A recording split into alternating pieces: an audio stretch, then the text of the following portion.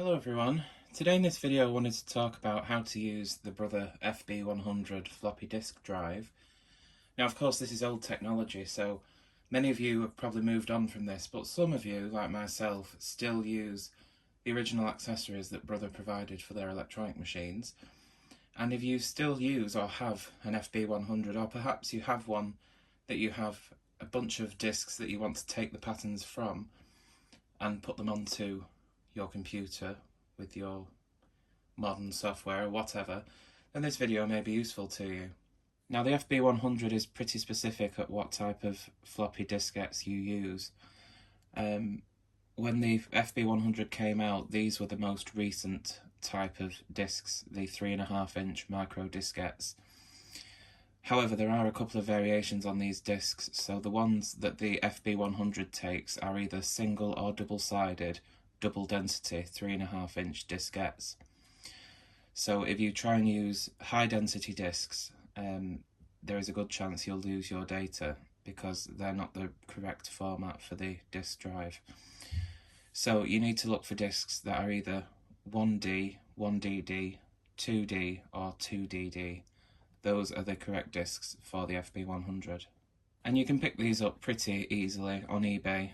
Of course, floppy disks are not made anymore, but there are plenty of old stock floppy disks, even in sealed packets, which is how I got this one, and they're not usually too expensive. Just look around and you'll easily find some. If not, you can always use old disks that may have patterns on them, or any single or double-sided, double density 3.5-inch diskettes that you have wiped and reformatted will work fine. So here's the drive itself. We have the on-off button here, we have the access lamp and the eject button, and this is the disk in-out bar. When you press the eject button, the disk in-out bar pops up. If you press it all the way in, the disk will be ejected. Now I've got this running on the power adapter at the moment, which was an optional extra, it didn't come with the FB-100. And you need to make sure that if you also have a PPD that you don't get the transformers mixed up, because the FB-100 takes a 6-volt transformer, whereas the PPD takes a 7.2 volt. So just be careful of that. At the back here we have the 8-pin port for plugging in the serial cable, the data transfer cable. But it will run on 4 AA batteries which go in this compartment here. So you don't need the transformer, you can run it on batteries if you want to. This is the serial data transfer cable, and it has 2 ends the same with the 8-pin jack. And this does come with the disk drive, it also comes with the PPD as well, so there's a good chance you'll have one of these, but they don't come with the machines themselves. Now you need to make sure both the disk drive and the machine is switched off when you plug in the data transfer cable, and one end of it will plug in to the back of the FB-100. There's a little, you can see this, let's have a look. On both ends they have this little notch, which you can see matches up with the notch on both the port on the machine and the back of the disk drive. So you need to match those up so it only goes in one way. So plug it into the back of the disk drive, like that. Now on the 930i, which is the machine I'm using, there's a little cover, grey cover at the left end of the machine that says Brother on it. You just need to get your fingernail under the little notch at the top, and at the same time lifting up, pull it forward towards you. It's a bit tricky when you've got a camera in front of you, trying to show you what I'm doing. There we go. And that covers the 8-pin port, which we then need to plug in the other end of our data transfer cable into that port, like that. If you're using a 930 or 940, you'll find that 8-pin port on the back of the machine on this side, the right end. It's sort of directly behind the console On the 965i, which I don't have anymore, which is why I've had to insert a picture for you, the little cartridge flap towards the centre of the machine, you lift that up and you'll find the 8-pin port underneath that cartridge flap. And of course, this is only exclusive to the 965i. The 965 doesn't have this port. Now, it's important to note that once you've connected the data cable to both the disk drive and the machine, that you take note of the order in which you turn on the disk drive and the knitting machine, because if you do it incorrectly, the disk drive and the machine will not talk to each other properly, believe it or not, but old tech is finicky like that. So the correct procedure is to first start off with the machine switched off, connect your data cable, turn the disk drive on, and then turn your machine on. And you can use whatever commands with the disk drive you want, formatting a disk, saving patterns, deleting patterns, or loading patterns. But that is the procedure on how to switch them all on together. And of course, when you turn them off in the reverse order, we start by turning the machine off and then turning the disk drive off. One more note about the disk drive. If you have a disk inside the drive, which I don't at the moment, but if you did, you can't turn the power on and off repeatedly. If you do that, it could corrupt the data on the diskette. Now let's talk about formatting a disk.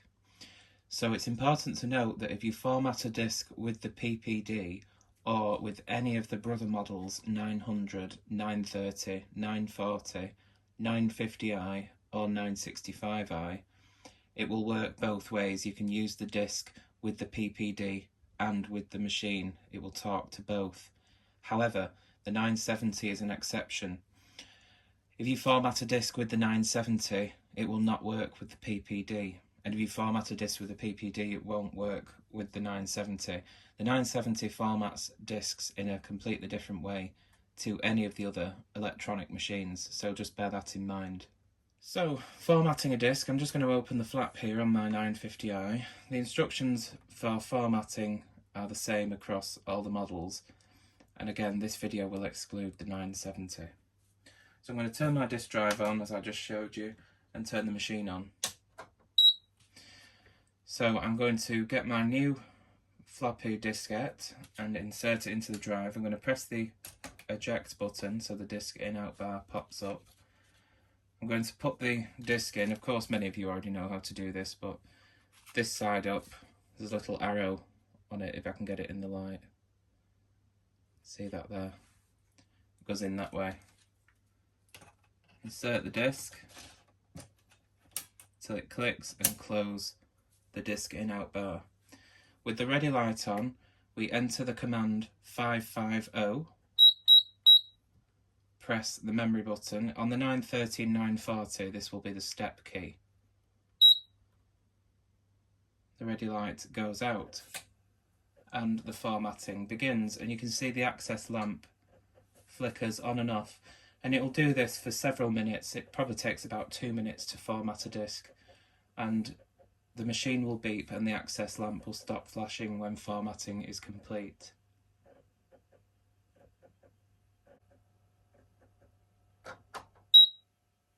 Okay, and the formatting is now complete.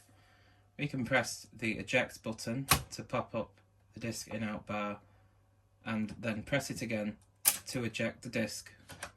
Of course, always make sure the access lamp is completely out and not flickering before ejecting a disk, otherwise you'll damage the data.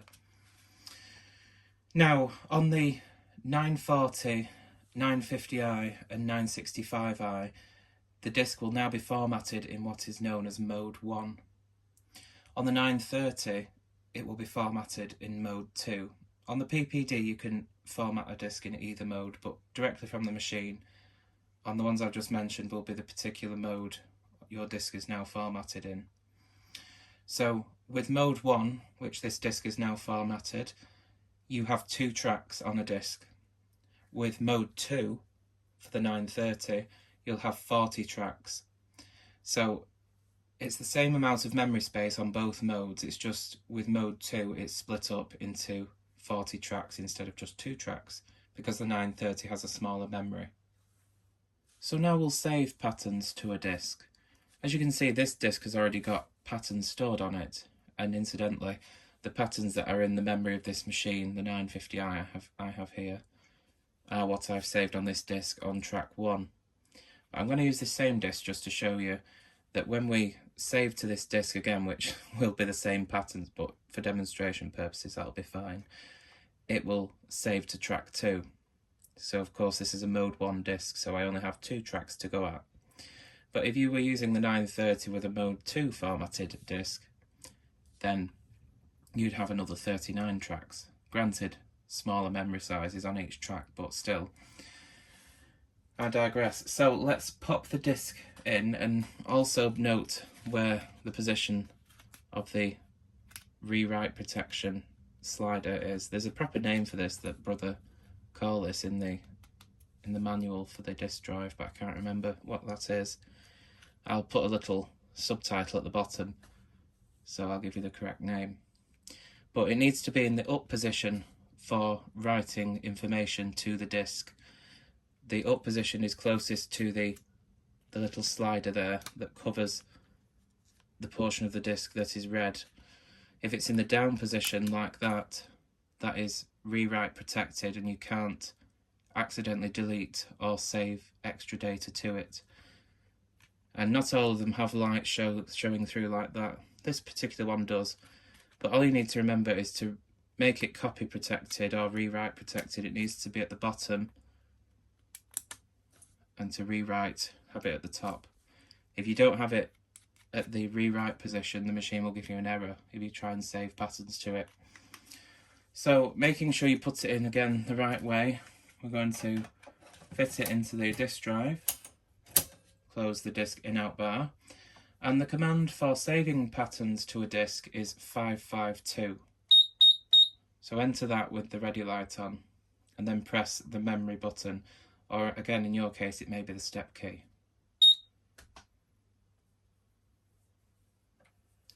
The access lamp starts flickering, and then the machine will ask you, or should I say will tell you, which track it's going to save to. As you can see, it shows on the display 2, so this means the patterns in the memory on this 950i will now be saved to track 2. I simply press the memory button, or again the step key. The access light comes back on and it continues for a minute or two, and the machine will beep and the ready light will come back on to let you know that the data transfer has finished.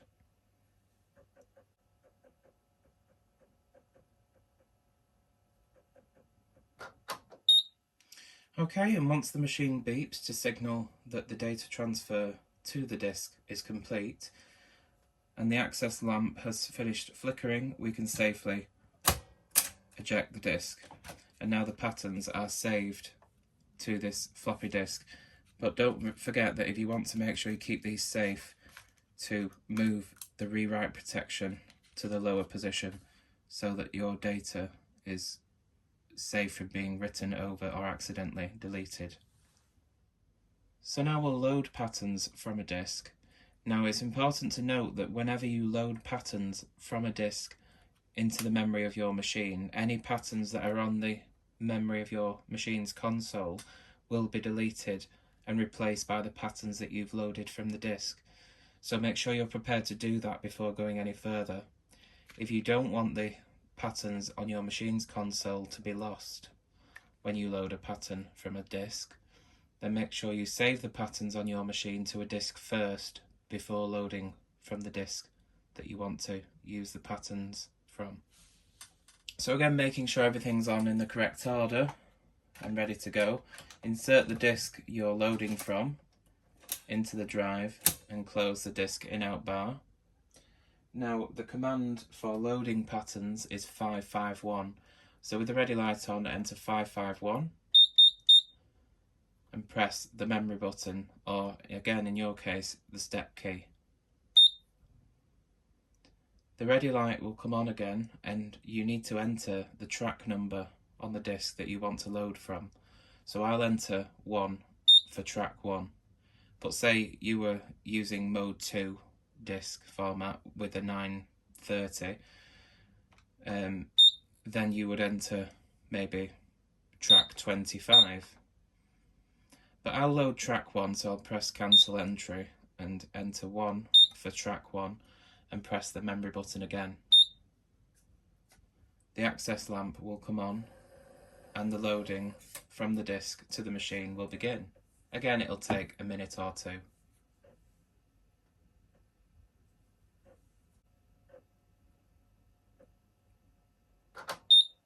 So once the loading is complete, the machine will beep to signal the transfer of the data is finished, and the access lamp has gone off, so you can safely eject the disk now.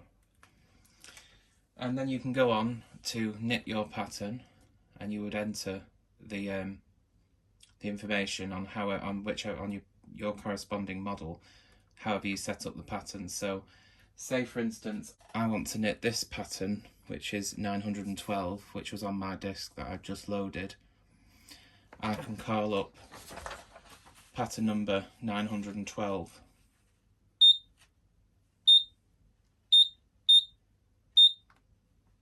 and the ready light will come on and we're ready to knit that pattern. So deleting patterns from a disk.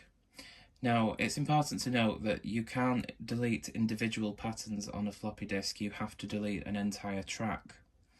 Now with a mode 1 formatted disk, which again is your 940, 950i and 965i, you only have 2 tracks, so you delete, if you want to erase the whole disk, you just delete each track individually. But if you have a disk formatted for the 900 or the 930, which will be in mode 2, and there are up to 40 tracks on a mode 2 formatted disk, it'll take you a while to delete each track individually. So if you wanted to erase an entire disk in that case, you can just reformat the disk and that will erase all of its data. You could do it with mode 1 formats, like with 2 tracks, but it's up to you. But anyway, to delete a track individually, we insert the disk, but make sure, I nearly forgot, that your rewrite protection is set to rewrite, otherwise you'll get an error message on the machine. Insert the disk and close the disk in-out bar, and we need to enter the command for deleting patterns from a disk, or deleting a track from a disk should I say, and that is 553. Enter 553 with the ready light on and press the memory or step key, and a 0 appears on the main display, and the machine's asking you which track of the disk do you want to delete. Mine has 2 tracks, I want to delete track 2, so I enter 2 to delete track 2 and press the memory button or the step key. The access light will come on again, and again it'll take a minute or two and it will delete that track and the machine will beep when it's finished.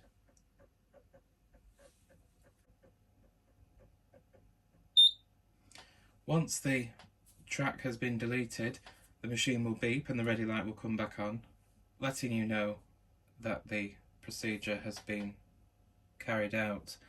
So now we can safely eject the disk from the drive after the access lamp has finished flickering. Okay? Sometimes it fires out like that. But there we go. That is the FB-100. And again, remember when we've finished with the disk drive, we turn the machine off first and then turn off the disk drive and eject the disk if you haven't already.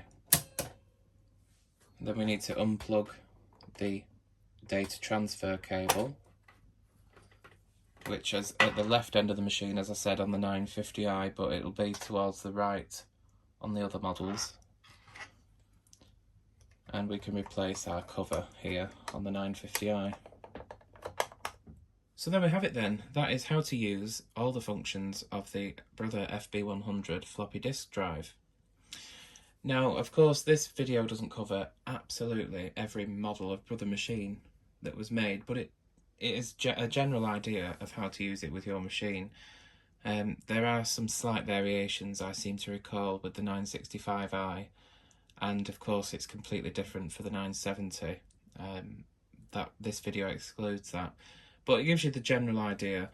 And of course floppy disks are retro, vintage technology, outdated, obsolete. Most people probably aren't using them anymore, but if you are, hopefully this video was useful to you. Now do remember that floppy disks are a magnetic medium, so of course this is a magnetic coated disk inside this plastic case here, and much like VHS tapes and cassette tapes, if you get them anywhere near magnets, you will end up damaging the data stored on this disk. So make sure you keep them away from magnets, and especially your machine's carriage, because that has lots of magnets on the bottom for opening latches as you're knitting. So as long as you keep the discs away from magnets and you've followed the correct procedure on saving, loading and deleting patterns, and make sure it's formatted properly, and you use the right disc, make sure it's a DD or a single D,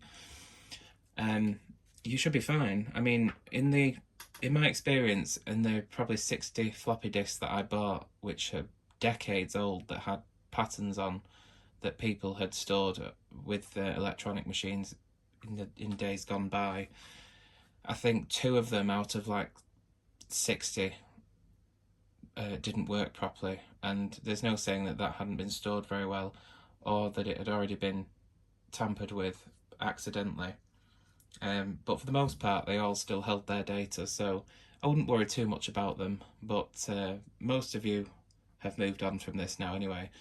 But if you haven't, as I said, hopefully you found the video useful, and if not, interesting. So thanks very much for watching, and I'll see you again very soon. Take care.